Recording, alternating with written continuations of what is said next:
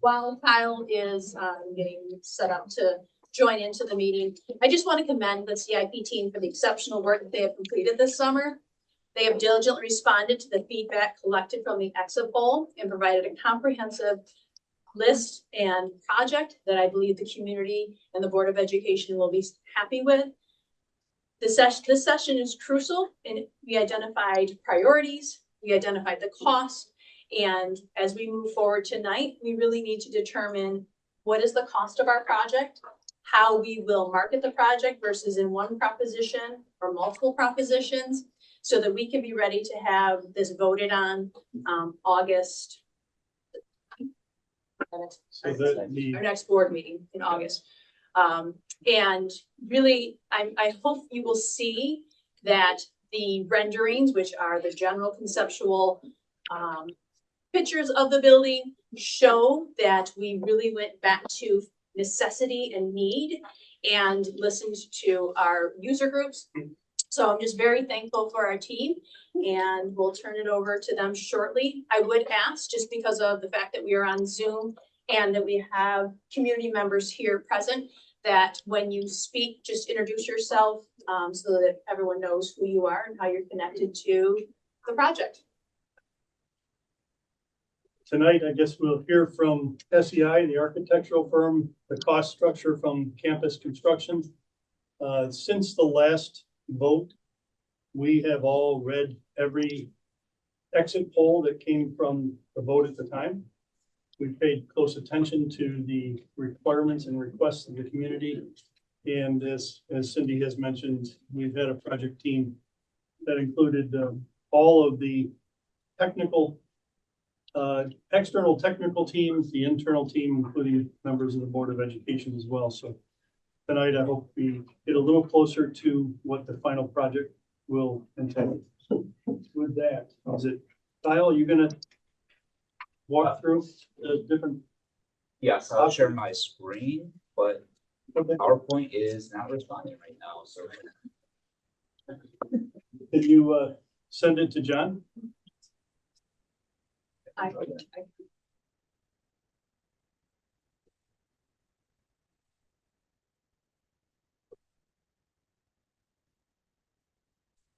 Sorry to make you flip through the pages, John.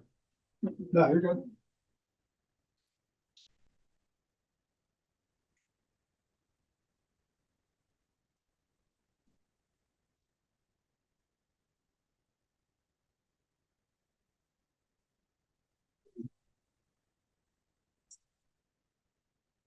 Just emailed you. Okay.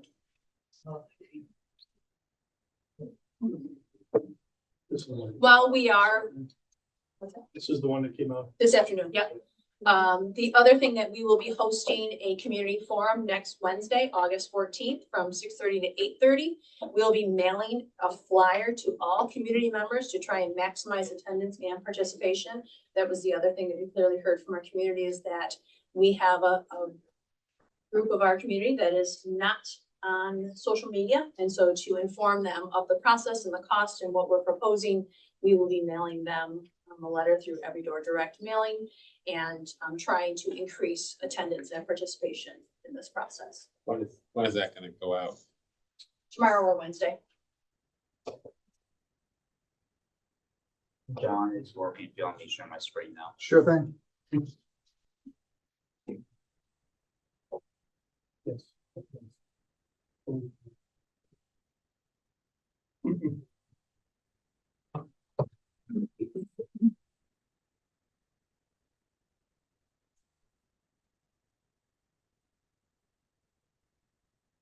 You want me to go through the whole thing since the first couple sections haven't changed, or? I think we can do a brief overview. We do have some new community members since the last presentation. Okay. So thank you for attending tonight. I'm going to start off just by reviewing the condition of the existing building. So sorry, the plans are a little small, but the building was built in 1972, and for the most part, it hasn't received any significant renovations or additions. The area in yellow is the security vestibule main entrance that was built approximately 10 years ago, and then the area in blue is the elementary school gym that was built just a year ago. But you can see for the most part, the existing building is pretty much the way it was when it was built in the 70s. Lower level plan, again, building has not gone through any significant renovations or additions. This yellow area is a mechanical room that was built about 12 years ago, and then the blue is the underside of the elementary school gymnasium.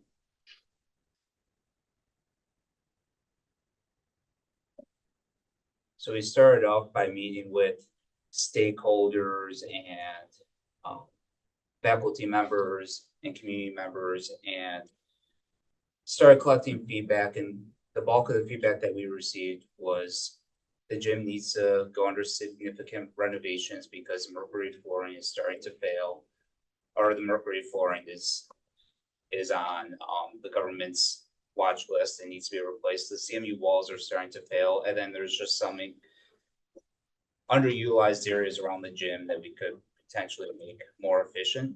Another thing that came out of the meeting was the need for a UPK addition, which is this area. So currently, the music room is roughly here, home and prayers room, followed by an art room.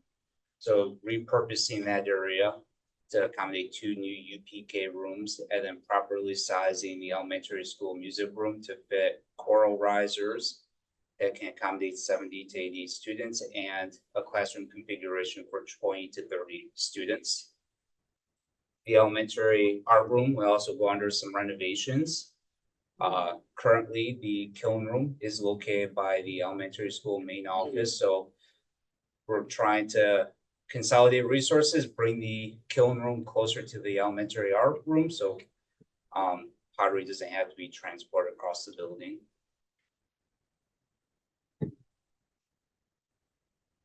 Another issue that came, or concern that came out of the user group meetings, was the auditorium.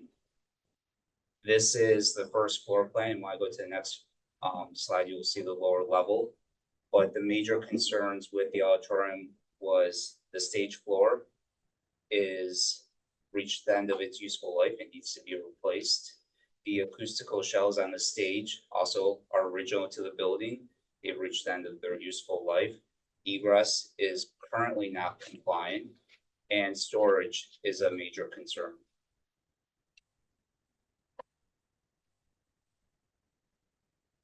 And then security for the building. So trying to create checkpoints for visitors when they come to the school. So reorganizing the entrance that was constructed a few years ago and make it meet today's standards from a security standpoint.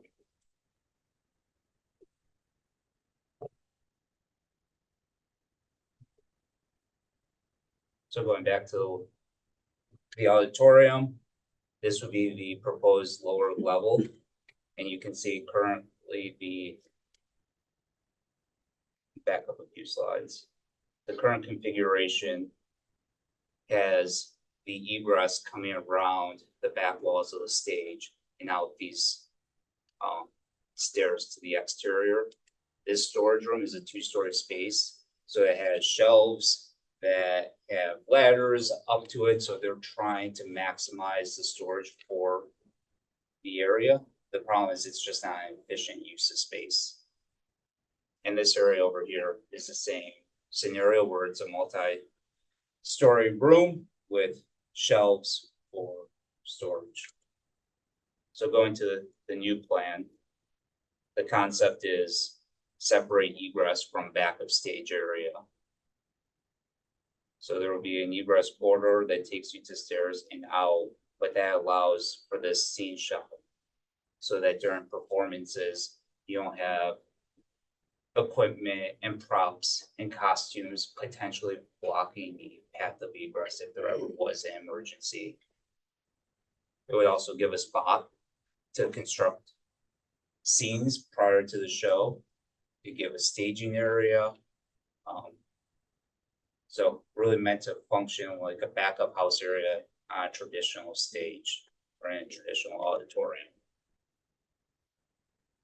This toilet room is currently being used for storage, so it'd be turning that area back into a single occupant toilet room for the performers during theatrical and music performances. And then we will construct a second floor within this space, so not touching the roof, that would be used for storage. And this label is an elevator, but it would be an equipment lift, so it's for musical instruments and anything that is stored in a storage room to come down. It would not be used for people.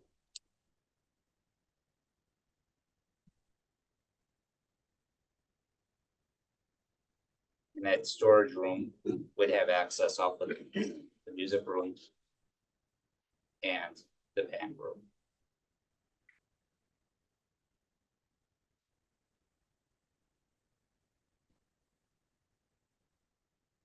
Heading down to the gymnasium. We'll go back to the current configuration. I think everyone's aware that CMU walls are not designed to today's standards, and they're starting to fail and they need to be replaced. And the mercury flooring underneath the wood athletic flooring is needs to be remediated as soon as possible. So these are two things that have to happen in an upcoming project. But with removing the walls, there's an opportunity to reconfigure the space. Coming out of the meetings with the stakeholders are that the locker rooms are oversized for how they're functioning currently, and that more team rooms would be beneficial to the student athletes. And additional education space in the gymnasium would be beneficial.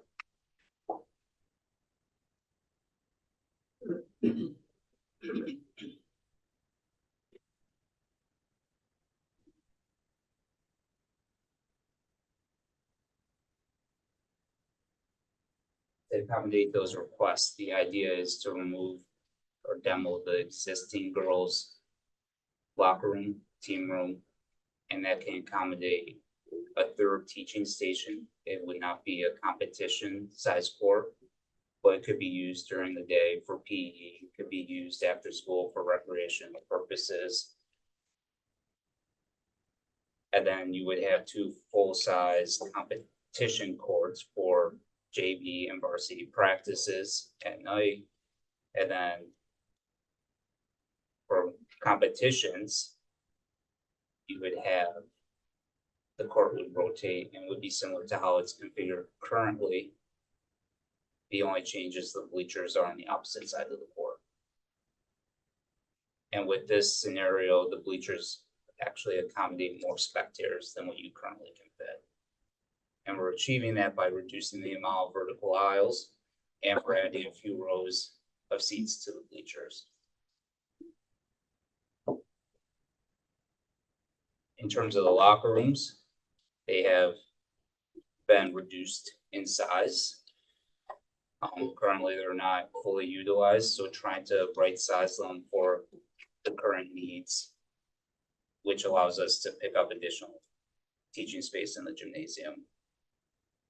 And this is a concept plan for the layout. This may be tweaked during design.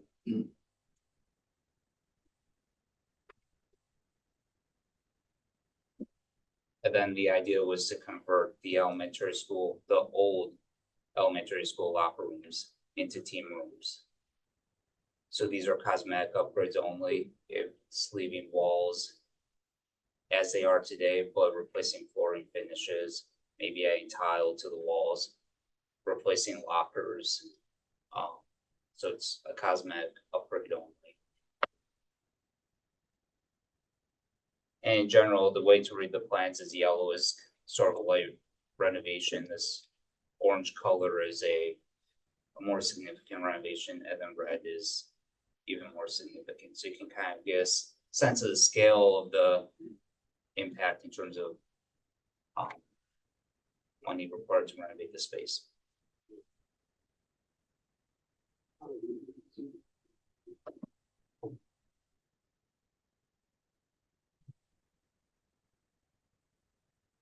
This is a proposed elevation of the high school gymnasium. So we're not touching the exterior walls, so the gym's gonna stay the same. The exterior walls and the roof are gonna stay in the same place they are today. What we are doing is we're lowering the sills to the windows. So currently, wherever you see a window, there's a window there today. The width will not change, but the opening will get taller to let in more natural light into the gymnasium. And then adding more egress doors on the north side to accommodate the extra gym station, to accommodate the larger spectator seating areas. And then these buttresses were meant to tie in and create a holistic design on that backside. So we're trying to carry the theme from the elementary gym through to the high school gymnasium. And Kyle, just on this slide, you did reduce the number of buttresses from the original rendering to this rendering to really reduce costs, but still have it tie into our new addition. Is that correct? Correct. There was also a lot of glass, that whole corner was all glass work, so that's been reduced as well.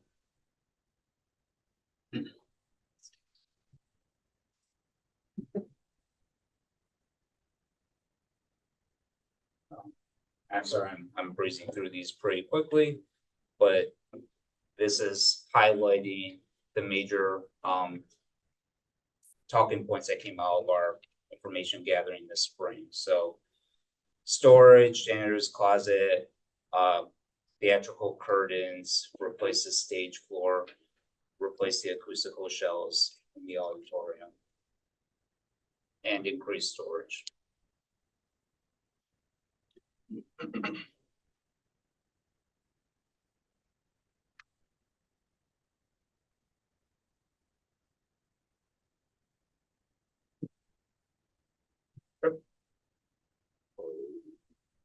So one of the other important items we've been talking about throughout has been the security entrance at the front. The existing plan is basically shown there at the top, and that was the renovation that was done, and it was an enhancement to the entrance, but it was also not with what we would currently do for entrances for security. So you can come through into the vestibule and get buzzed through. But if you get into that second layer of doors to the right, then you're essentially, once you get through those doors, you're into the building. So the security check-in point, which is that little kind of triangular office to the lower right, that's actually where somebody would be greeting you or scanning an ID or credential. So the board asked us to look at some different options, and we've had a number of different scenarios, and the next design that we came up with is kind of a combination of different scenarios with keeping cost and security in mind at the same time. So basically, we keep the vestibule O1. We're moving the, getting rid of the office that was there in the lower right.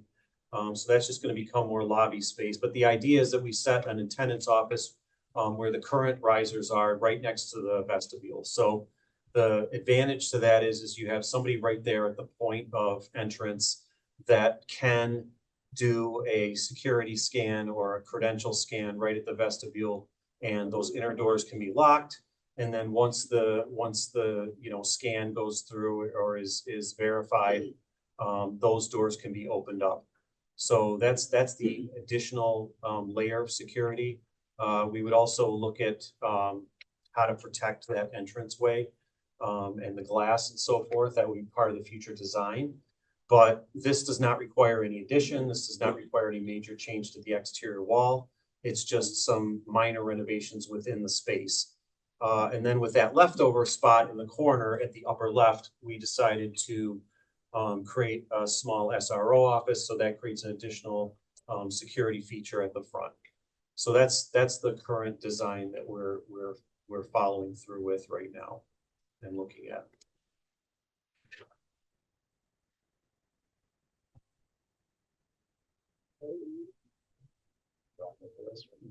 Yeah, sure. Kyle talked about this a little bit earlier. This is again an idea of having a UPK classroom. I don't know if you want to shoot back to the existing plan. Can you do that real quick? So here's the existing plan. If you go down there today, there's classrooms, but the home and careers room is actually campus's office at this time.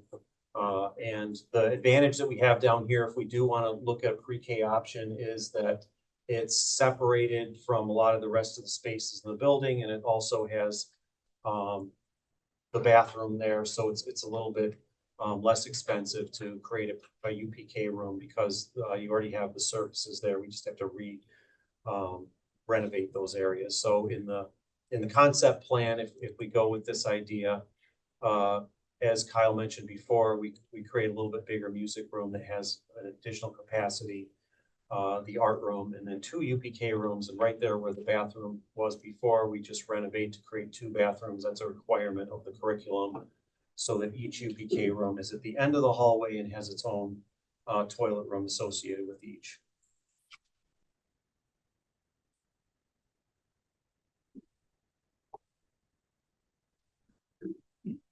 As a part of the information gathering process, we went through and started the BCS scope or BCS process. For those who don't know, BCS stands for Building Condition Survey. That requires our team, the engineers, to walk through the building, inspect it. We meet and work with Aaron to help identify scope that should be pushed up on the priority list. So this is summarizing our findings, but usually we use the BCS as a way to help kickstart a project. And so it's not uncommon to have a long list of items that then help the district prioritize what do the next 5, 10, 15, 20 years look like for the community and to game plan. So as mentioned earlier, the gymnasium walls are starting to fall, and those have been labeled a priority 1. The floor contains mercury and needs to be removed. That's a priority 1. The other item are the boilers. They were installed in 1987. Traditionally, boilers last 30, 40 years. So we're right at the end of that lifespan. So the idea would be to take the existing 8 million BTU boiler and replace it with a new 6 million high efficiency boiler. We are currently replacing boiler number 2 as a part of an emergency project, and there are a total of 3 boilers in your plan. So at the end of this project, you would have, at a minimum, 2 new boilers. The dust collector currently is not functioning, so it's been taken offline, and we've been working with Aaron and Scott and Cindy to come up with solutions in the short term. But the dust collector needs to be replaced.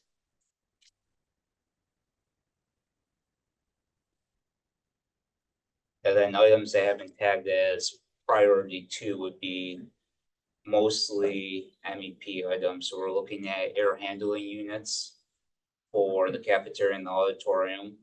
Hot water tanks are starting to reach the end of their useful life. And then the thermal efficiency of the building. So most of the doors have single pane glass in them. They're original to the building, or maybe they're replaced in the 80s when the open school concept was abandoned and the building started to be infilled with individual classrooms.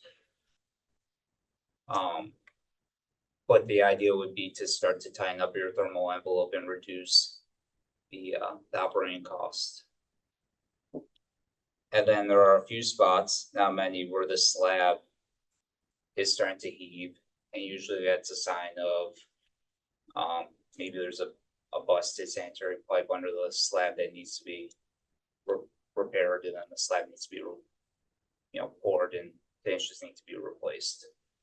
And that actually only happens in 2 locations in single occupant toilet rooms. These items aren't critical. the intent would be to do some of these items in the next CIP and then do the next or the remaining items in a future project.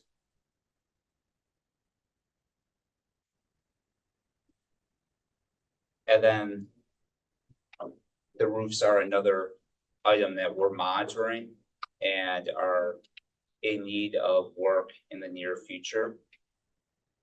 So in 2004, as mentioned earlier, there was an addition for this new entrance at the middle school, high school. So this dark brown area indicates the roof that was installed at that time. And then there was an addition for chillers by the loading dock, and that roof was installed in 2004. Based on the records that we found, the remaining roofs, this peachy color, were installed 2008, 2009, and the warranty expires in 2029. So there's approximately 5 years left on that warranty. And we are working with Tremco to do thermal imaging of the roof to identify where there are potential leaks so that we can fix the leaks and try to extend this roof as long as possible. And then the blue is our addition that was just completed. So we are still in the information gathering process of the roofs, but just know that we're starting to approach, the end of their useful life.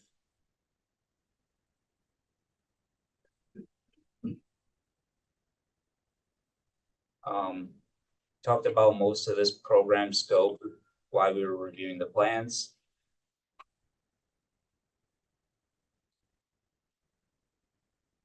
And our next step was to look at potential projects. So we started trying to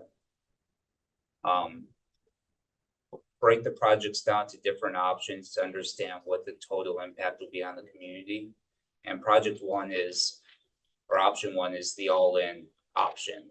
So it would be to renovate the gymnasium. It would be to do all of the auditorium scope, the security, vestibule, the BCS priority 1 items, and then we have an allowance for BCS priority 2.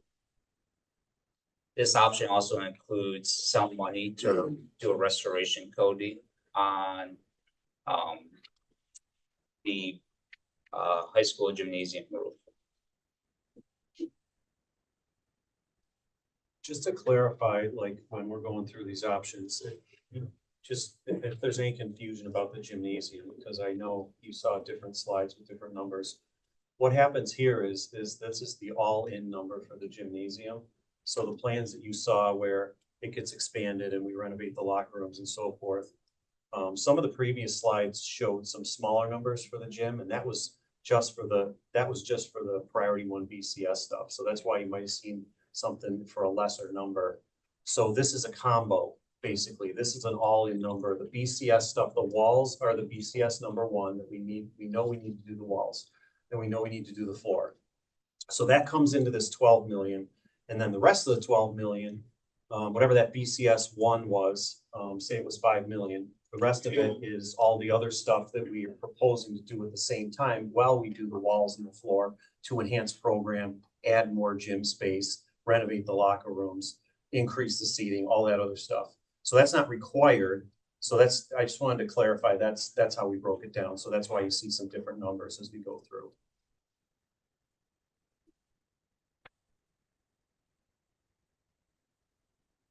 Just to help everyone understand the differences between the options.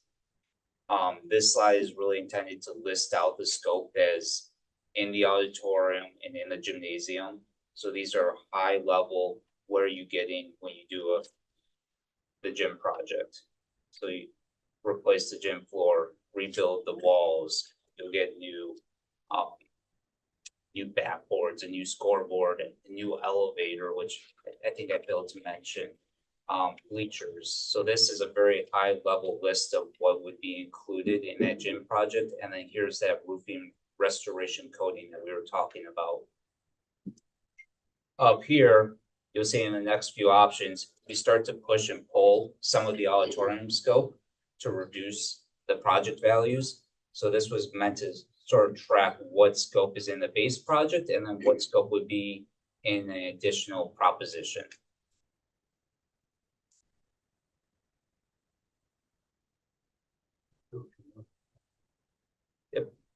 So option two, again, these are just, we're throwing out scenarios for the district to consider. This is an option where we reduce the base of the project, and what we've done here is we still have the gym. We have the team rooms, the corridor renovations, the auditorium, has been reduced. So this reduces some of the auditorium scope and moves it into a second proposition. So you can see that Kyle here has the breakdown. The gym, I think, is the same, basically, the lower left, the one we just went through.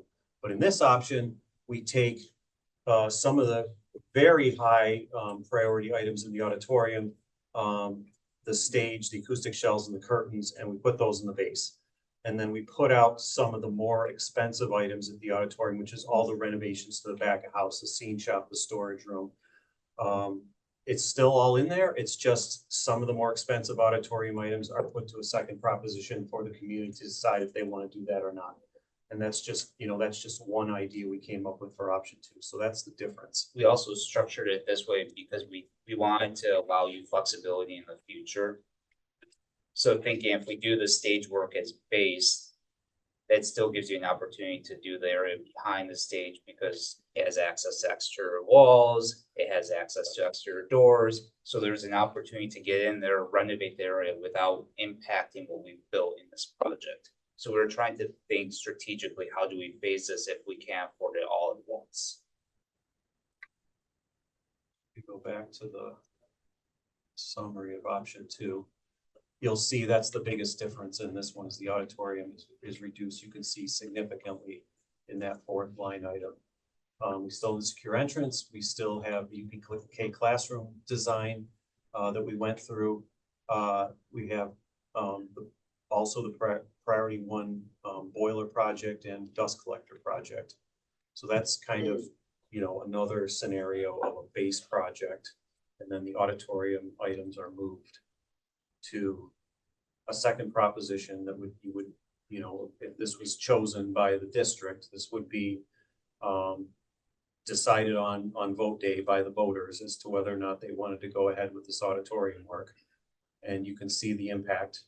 It's just moving it from the base into a separate, option for the district to consider, for the community to consider. And it's almost $5 million. So that's why if you go back to the base number, it's down under 20 million for this option.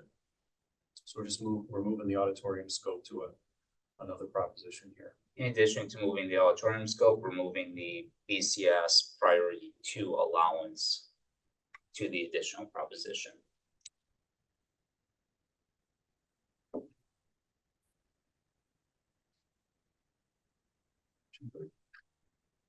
So in option 3, this is almost the bare bones project. What would have to be done today? And I say almost bare bones because the gym is still remaining as is. So we would do all the gym scope. We need to replace the boilers and we need to replace the dust collectors.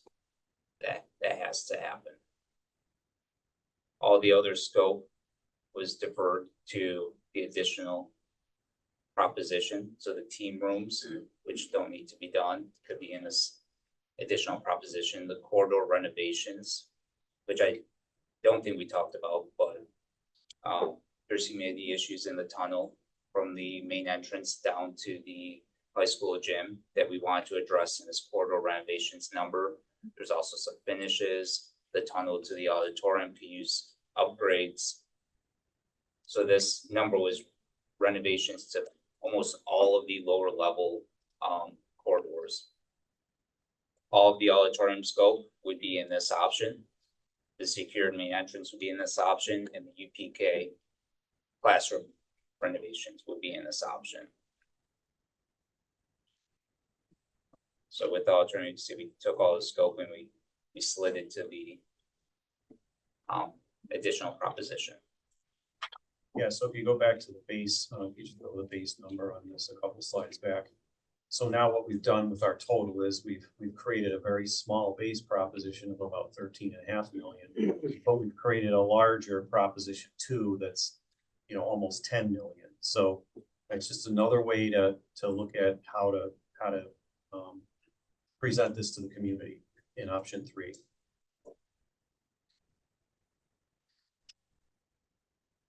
And then we have a fourth option. And in this option, the gymnasium, again, is in the base project. All of the auditorium scope is in this project, in the base project. The secured main entrance and the UPK classroom renovations. What moved to the additional proposition would be all of the BCS scope. So the boilers would be moved into the additional proposition, the dust collector, the BCS priority 2 allowance, and then corridor renovations and team rooms. So essentially we swapped out the auditorium scope for the BCS scope.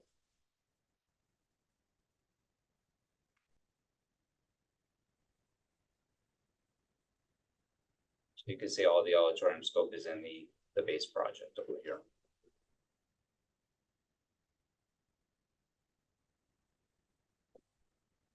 Right. Now, if everybody gets out their reading glasses. Yeah. If Mike's on, maybe he could talk about this chart.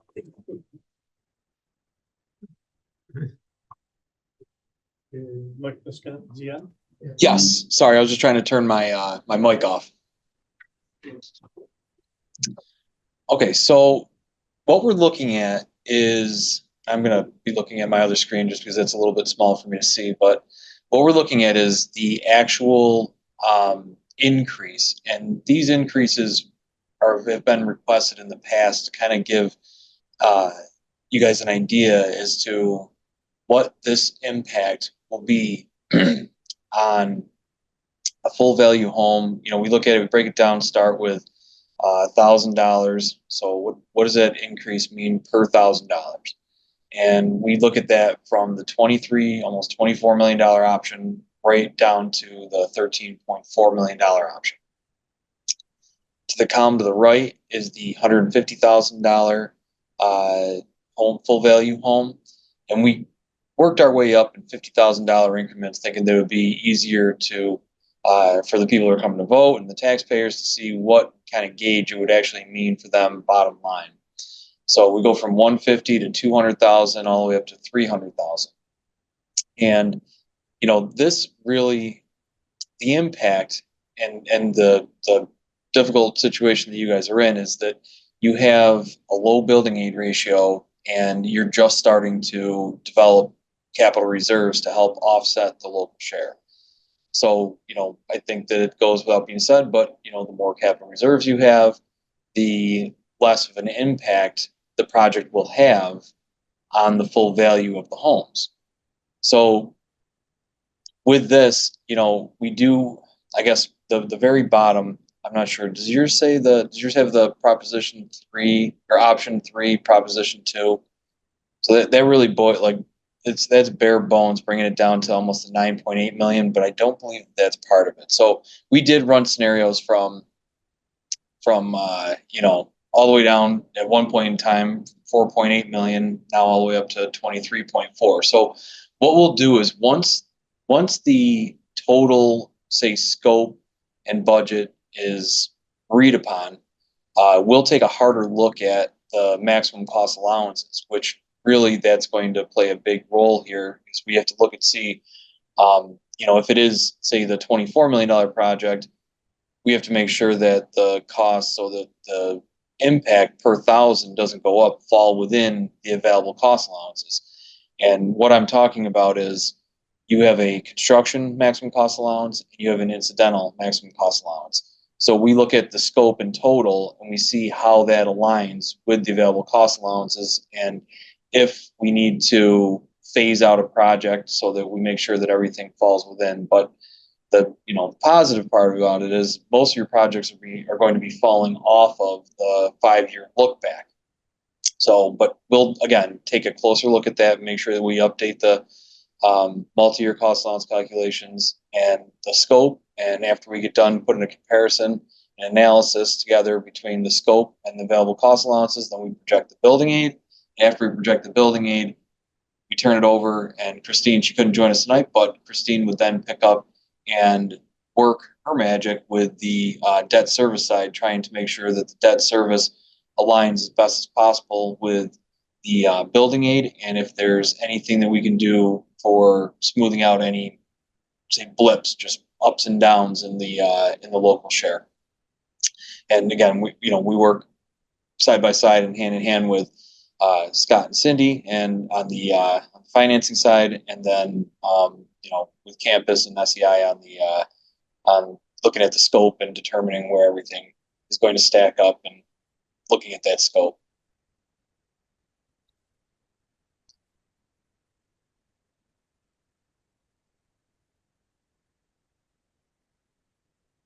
Mike, Do you have any questions regarding this chart? yeah, for everybody's sake, can you outline, regardless of which option we choose for the time being, outline what the local share is versus state? Yes. Yeah. So right now, your current building aid ratio is 71.3.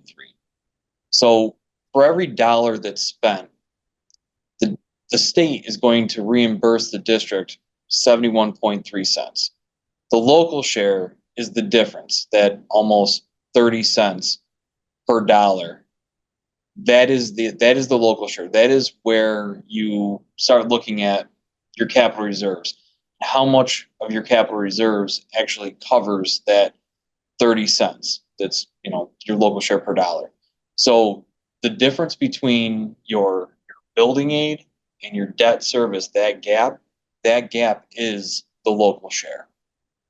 And that's something that, short of other programs coming out from the state, that is always going to be a big component in looking at projects for your district. And again, it's no fault of your own, but your building aid ratio is a little bit lower than other districts, up in the North Country, if you want to call it that.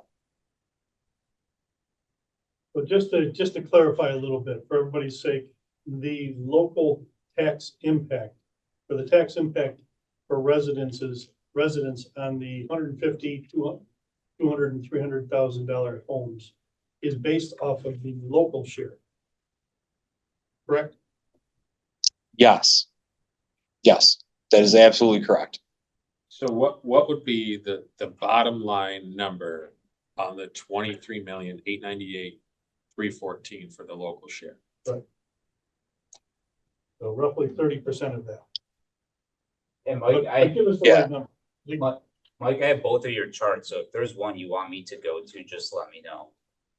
Okay, well, I mean, the bottom line number, if you're looking at that, this is just rough math, right? So if you're looking at the $24 million project,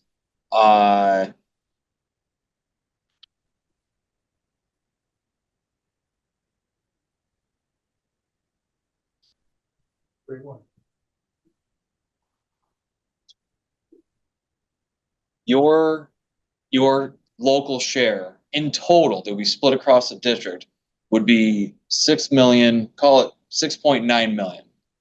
And if you're looking at a $300,000 home, that's what you're really off to the right hand side there. That's what you're really looking at for an increase in your taxes for the school district. That 6.9 could be offset by whatever we may have at that time in capital reserve account.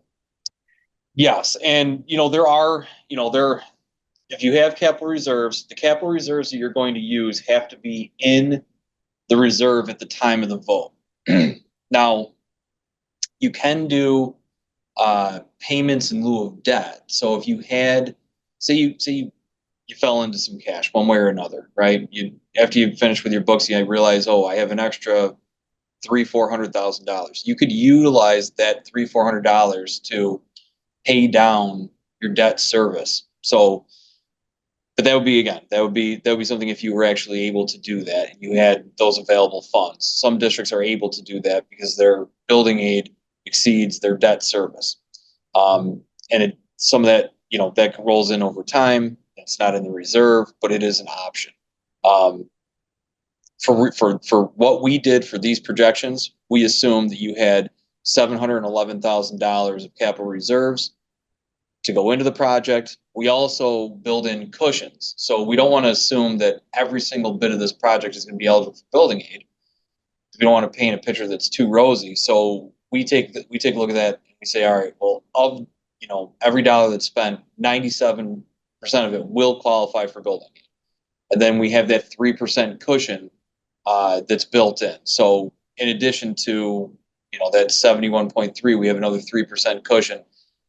And if we can make sure that all of the costs fall within the available cost allowances, and we take a hard look at the scope and we make sure that we're not buying stuff that's not going to be eligible for building aid, then we can bump that 97% up. And then that falls back to the 71.3. Now, something else to note is that of all these factors, when you go to vote, your capital reserve, whatever's in there, that's what you're going to be using. But what can fluctuate is what we call the bond percent, or the amount of the project that actually is going to be eligible for building aid. And your building aid ratio will fluctuate from year to year depending on the wealth of the district. Well, the more well off you get, the lower the building aid ratio. The less well off you are, the higher the building aid ratio. And because I've worked with the district now for several years, you were, in the 60s at one point in time. Now you're climbing up into the 70s.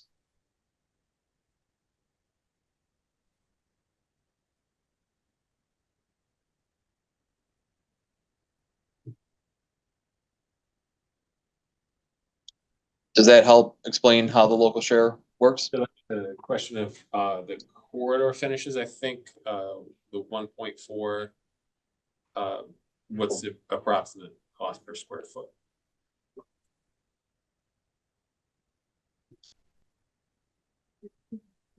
We have the number specifically available, but we can provide it to the board tomorrow morning. Okay, thank you.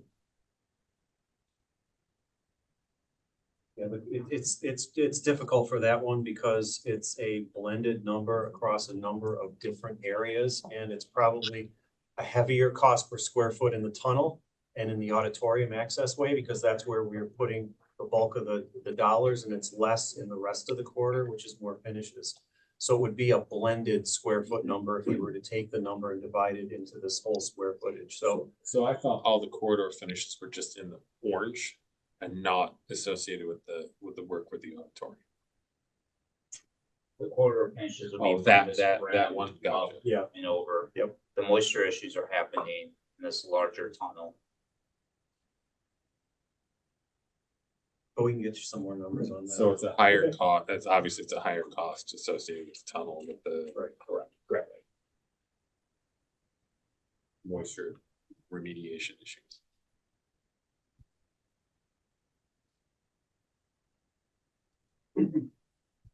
Anything else, Kyle, or is that? I'm going to turn over to campus, talk about the schedule, so.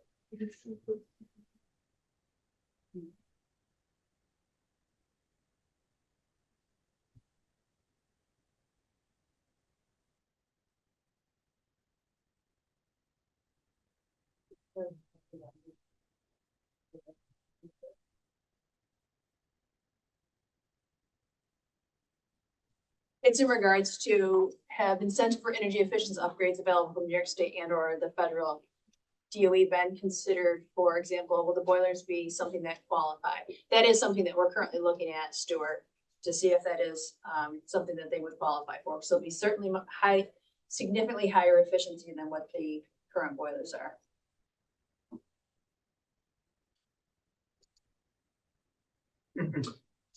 So the schedule that's presented in front of you is similar to the previous schedule that we shared with the Board of Ed at our last meeting. And so it would be a projection that if I'll pick it up with August 5th being public forum, right? So, and then the next board meeting would be perhaps as early as that one to do an adoption of what the propositions would be. Holding true with that, we're building in at least 8 months for SCD review. There's no change in that right now. So when you bake all that in, then you account for your bid and award. Construction occurs in 26, in the spring of 26, really, and it's 2 years to do all this work and complete the construction of that, with close out being in 28, and then that's when the final cost reports would be filed, is at the end of that period. And on the far right, that close out the FCR's little block there is what the district reports to the state for the final finances for the projects, and that starts your aid flow. So we can reuse, I don't know if that's the right word, the previous seeker for the most part, correct? Does that help SED timing?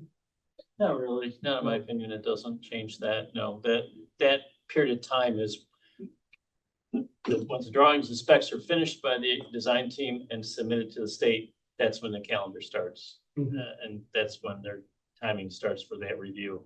And again, it's trending 8 months right now.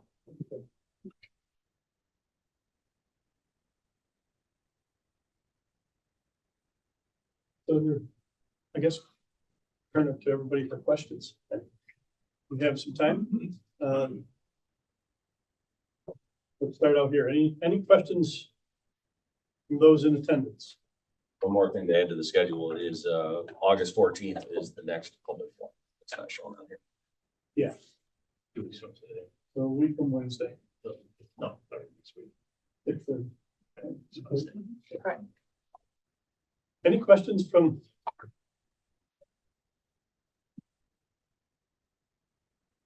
So, I guess to me, I think I appreciate all the options. I think it's great. I think the community is gonna be happy, maybe seeing a number under 20 million, which is probably the goal. I think, to me, when I think about option 4, which seems like it tends to a lot of the things that we'd like to have happen. The problem is, if the second part of option 4 doesn't go through, we still need a boiler, we still need a dust collector. You know, those feel like things that are kind of non-negotiable. And so so to me, my issue with breaking it up is people are gonna go for the gym and they're gonna want the new gym. And then are they gonna be willing to say, you know, now let's spend another, you know, $7 or $8 million or however many on the rest of it. And so I think the question is, how do we get that to happen? Because I think that $19 million number is gonna be more palatable to people. Those are all the numbers that you want out there, I think. But you know, I think that's what they're gonna look at is, have you really looked at this? And while I think to get the things that I'd like to see that have been put off, option 4 feels better to me. It makes me really nervous to think about what happens when our boilers die, what happens with our dust collector. So I guess the question is, what happens if that second proposition in any of the scenarios goes down? Yeah. Great question. You're not gonna get aid on anything that you purchase because the state's gonna say, you knew this was an issue and all that's gonna come out of pocket. So all that's gonna come out of the tax base no matter what, whether that's our reserves or whether we go out and you're not gonna get any aid on it because they're gonna say, here it was, you chose not to do it. It's not an emergency.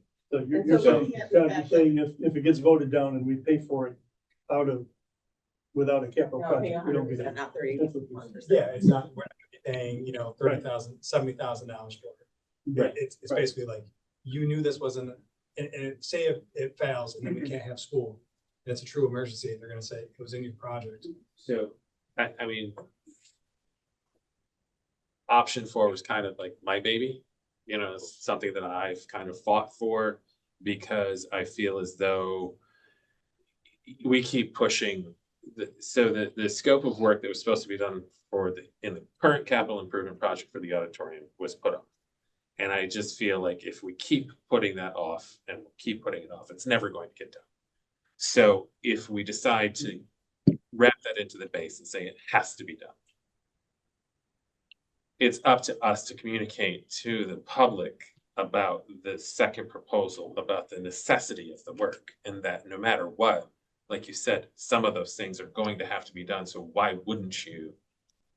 So yes, on, And I feel good about, I mean, I feel like that's good if we can sell it the right way, because I do feel as though the necessity of that option 4 second proposition is, to me, pretty obvious. Whereas when you break it up and you see the auditorium, people are gonna say, well, they've gotten by for this many years with that storage space. You know, they can get by longer and it will just constantly be pushed down the road. right, but the problem with that is the fact that it really is a health and safety issue. And so that's why I feel as though it needs to be put into the base project, because it is a health and safety issue that has just been far too long delayed.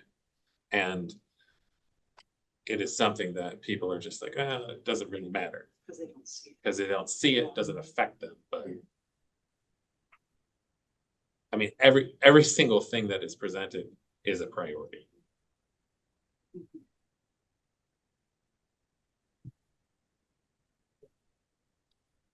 Other comments? I have a point or two I'd like to make. I'm Mike Wedge, I'm the elementary art teacher, and right now the art room's B227. I'm moving into B228, which is a bigger space. But under all the proposed options, the art room actually shrinks. And we just need more space. We've got nearly 400 kids that are constantly producing things and they need materials. It's just a fact. The art room right now, it's got one sink. B228 has 4 sinks and a tile floor. It's just an ideal art room. I'm all for UPK coming to the Geneseo campus, but I just urge you to consider allowing elementary art to permanently stay in B228 or find more ways to have storage for us. Thanks.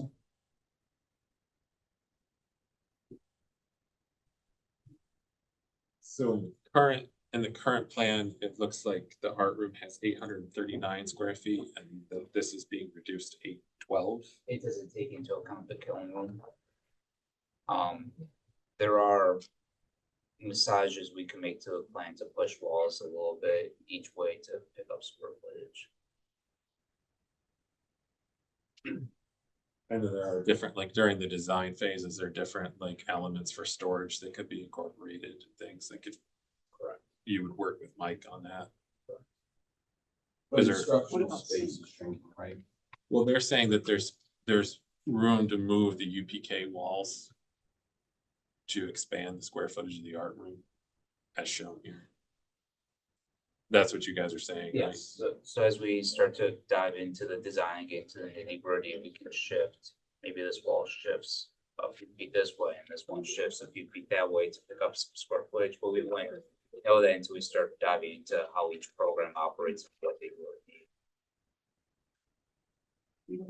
But we will be constrained by the outer borders of this, so. Yeah, correct. Everybody will want a bigger room and we'll be pushing and pulling and massaging. We'll try to come up with the best solution, but it's gonna be a compromise somewhere. Does the UPK have a mandated size that those rooms have to be? Are those the sizes that they have to be, the UPK rooms? Because those are pretty big rooms. When you start thinking about the number of kids that would be in that music room on the left and the number of kids that would be in a UPK room over there. It's a little, I mean, you're talking, you said 70 or 80 kids in that one room, and you're talking maybe 20 kids in each of those other rooms. That was for the risers. Yeah, So those risers were sized based off the manufacturer's recommendations for. I mean, that's like, because to me, like that music room on the left, you don't want to make that any smaller, but if the UPK rooms could somehow be a little bit smaller, even like in the back of one of them, that could give Mike storage space and open up for more space or something like that. I mean, that's the design stuff. Because I think that storage is absolutely important with art in a way that it wouldn't be with UPK, that it just, if they're gonna create things and be creative, they have to have a place for it to sit.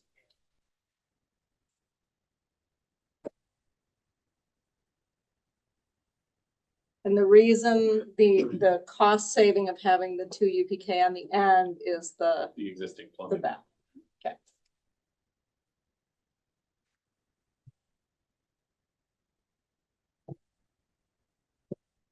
Yeah, I really appreciate your option for it. And I think it recognizes something important that the auditorium has always been planned, because we've always known that it needed done. When the first capital project went through with the Field of Dreams, it was part of it, and then it got shoved to the side, and the board had promised. School promised the community, you know, this is going to be our next priority. The next time around, we're going to do this. And then COVID came, couldn't do it, got put off again, but he put it off.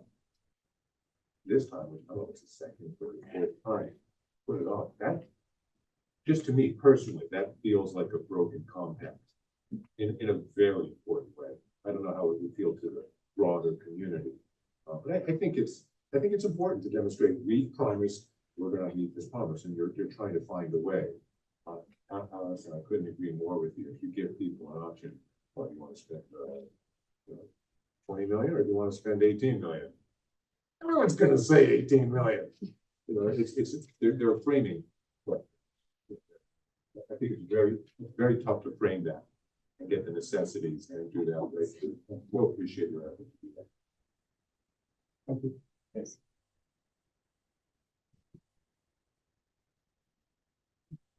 All right, going once.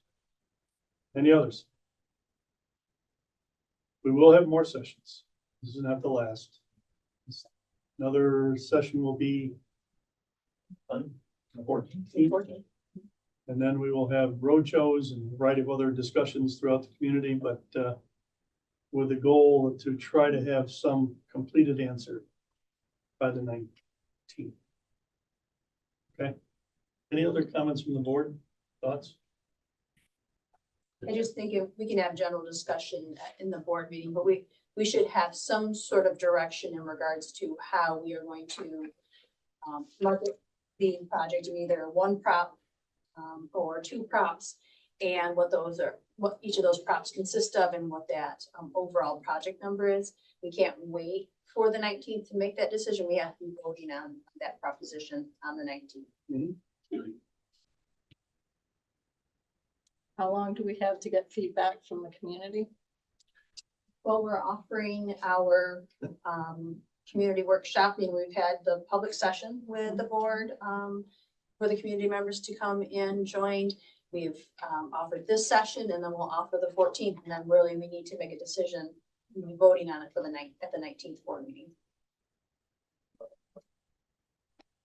And that's, once again, that's to hold to an October vote time frame. So if that moves, then the vote moves. Okay.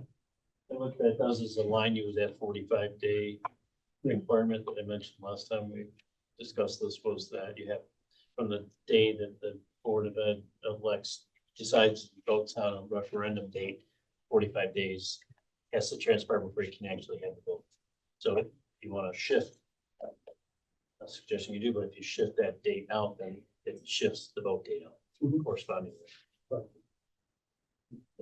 appreciate all of the people who are here and are online, because we all have our own lens, and we're doing our best to find the best way to serve GCS students, and to get this is so imperative that we just want it to be able to pass, and coming up with the best solution for that. So input is helpful. Perfect. Good. Everybody? Okay for now? Right. Thank you, everybody. Thank you. Have a good night. Capital project. Thank you online. The capital project.